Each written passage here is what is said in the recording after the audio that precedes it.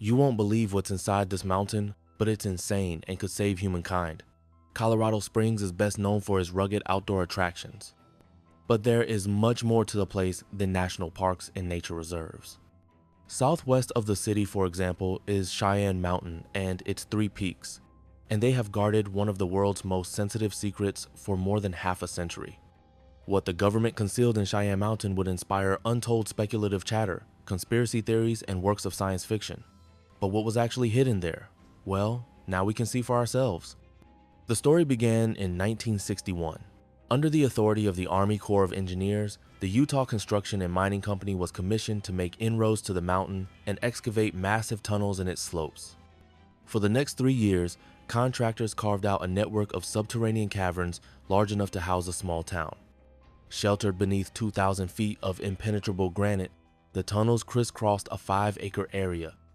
Then, in the mid-1960s, the government began installing a complex of 15 3-story buildings. The cost of the construction, $66 million. The mysterious state-owned complex was nearly complete, but what was its function? It was at the height of the Cold War.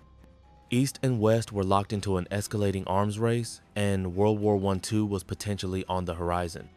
Both sides went to extraordinary lengths to enhance their military technology and to protect their civilians. The facility is called Cheyenne Mountain Complex, and it was designed to withstand a nuclear attack on American soil.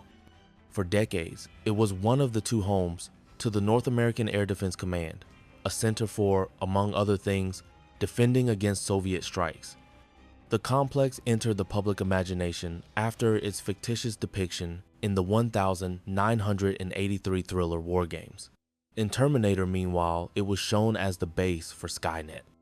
In television series Stargate SG-1, it housed the interdimensional Stargate project. The government did close the complex after the Cold War ended, but in 2015, the Pentagon announced that it would be reopened. Today then, Cheyenne Mountain is undergoing a $700 million renovation ahead of its recommissioning as a military communications center. The reason it is needed? The enhanced threat from electromagnetic pulses, EMPs, which can disrupt and disable electrical devices, including military servers and sensors. EMPs, though, cannot penetrate Cheyenne Mountain's solid granite fortifications. The complex can be entered via 2 portals, north and south. They are linked by a single access tunnel running for 2 miles through the mountain. Visitors must walk through it for a mile before reaching the side roads that lead to the complex's main chambers.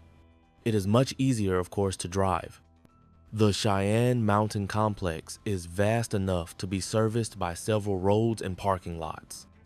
It is effectively a super secure underground world. The buildings themselves were constructed using battleship steel. Over 1,000 springs and malleable pipes were fitted in their foundations to provide shock insulation against blasts or earthquakes. In the event of tremors, the buildings shouldn't move more than an inch.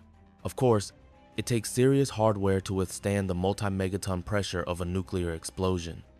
Luckily, the steel blast doors at the entrance of the complex weigh a whopping 23 tons and can be closed within 40 seconds, even if their hydraulics fail. The plug-shaped doors are operated via a system of hydraulic rods. In the event of a nuclear blast, when nothing else could come in or out of the complex, the doors will automatically tighten against their seals. Like something out of a Hollywood movie, the control center is furnished with a large conference desk and 2 screens. The one on the left shows the air traffic situation nationwide, and the one on the right details a close-up of Washington, D.C.'s special flight restrictions area. The Cheyenne Mountain Complex, naturally, requires a significant amount of energy for its day-to-day operations.